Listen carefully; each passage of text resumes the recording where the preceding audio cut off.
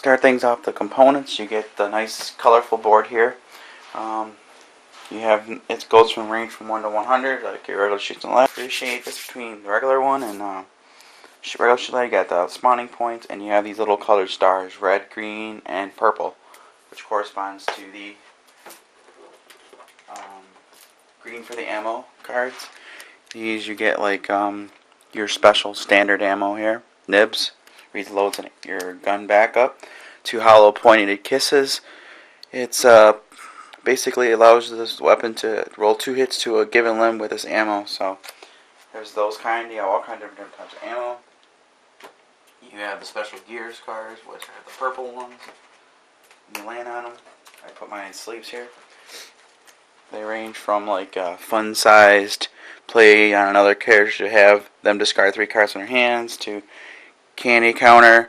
After being attacked, you may play this card to immediately attack your attacker out of turn. So these are things that you can equip to you that help you armor. And of course, no game would be complete without the weapon deck. So, which is the red cards when you land on the little red things. You got stuff like the big red. This one only has 1 ammo spot, so it's but it does 12 dice of damage. Then you have your Pain Pez dispenser, which is a range of 15, 4 dice of damage, and 4 ammo counters.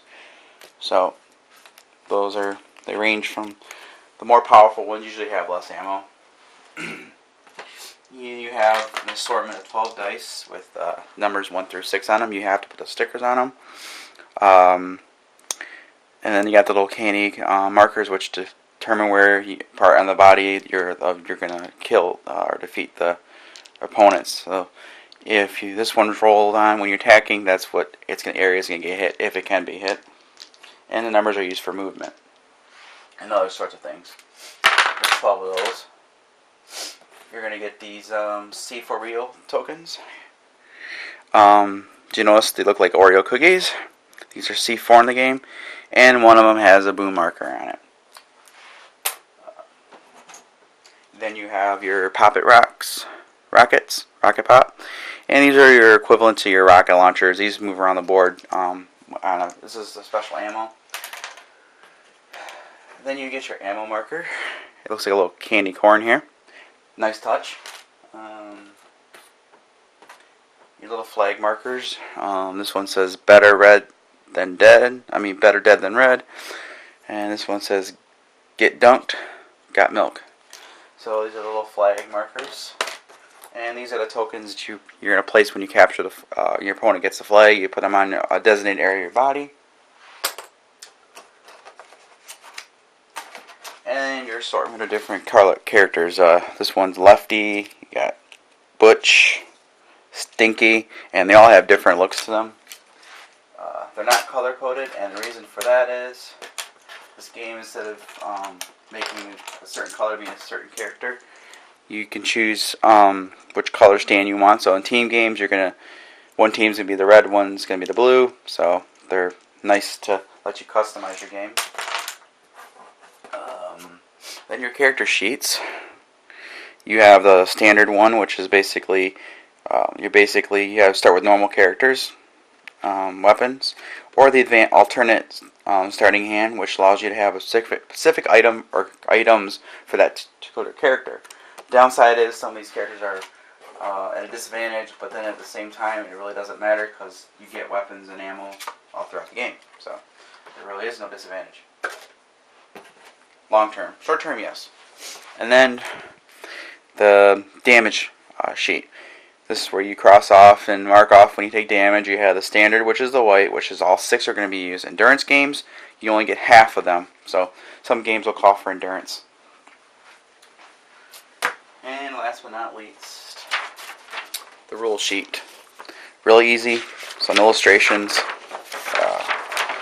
Some different for team matches, additional scenarios so you can play. So you're not stuck with just the one all the time. You got like 12 different scenarios, so this game's always different. So, well, that's the components. Let's go into how to play.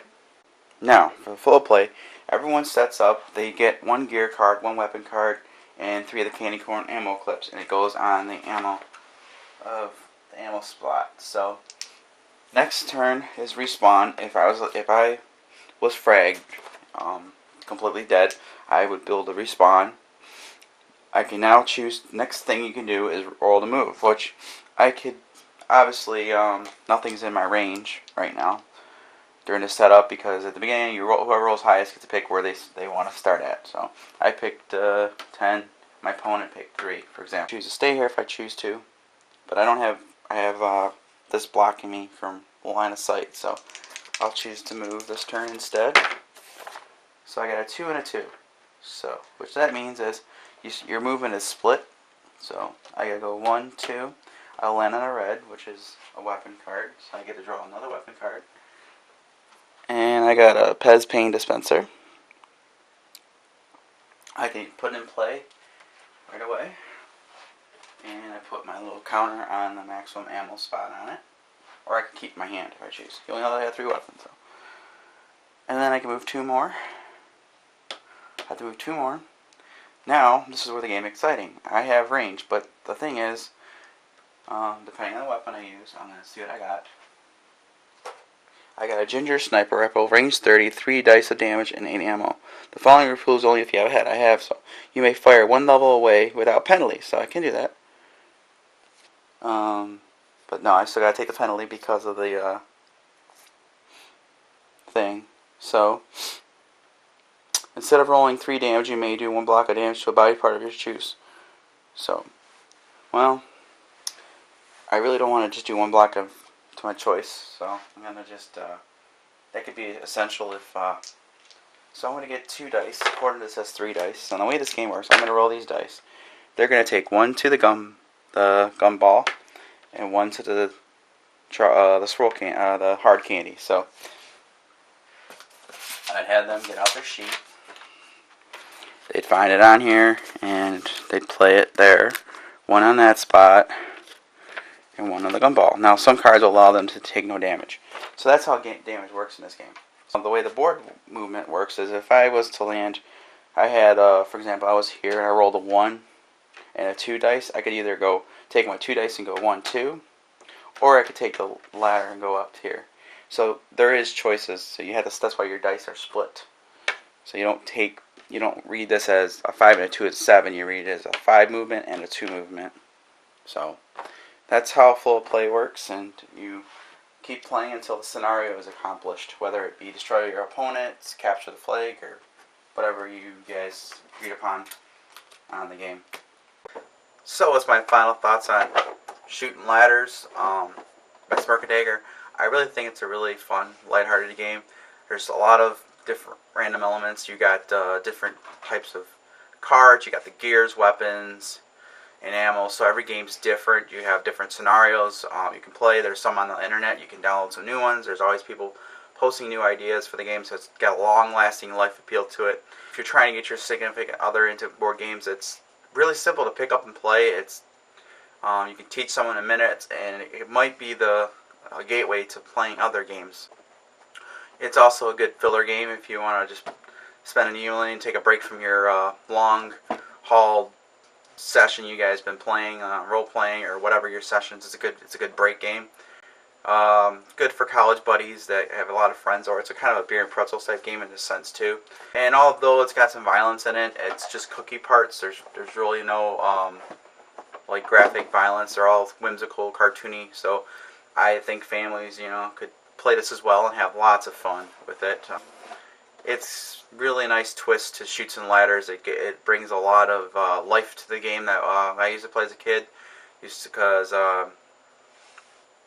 we always played that game a lot, and I always got the shoots and stuff all the time, rarely the ladders. But in this game, I could get my vengeance out. I may not get to the top, but I can blow someone up in the process. You got like the Thompson submachine gun.